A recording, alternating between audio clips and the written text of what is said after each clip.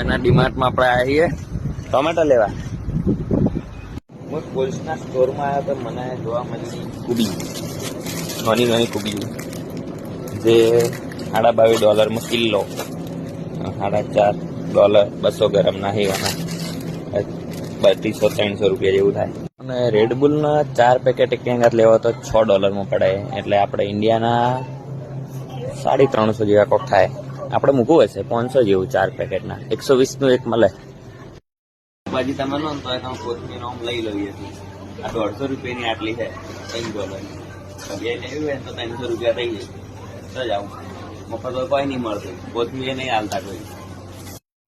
આમાં મૂકો એટલે પહેલાં એનો વજન થાય, પછી એની રીતે જ એનો ભાવ નક્કી થાય. જોકે 2.7 કિલો હોય એટલે એ રીતે એનો ભાવ નક્કી થાય.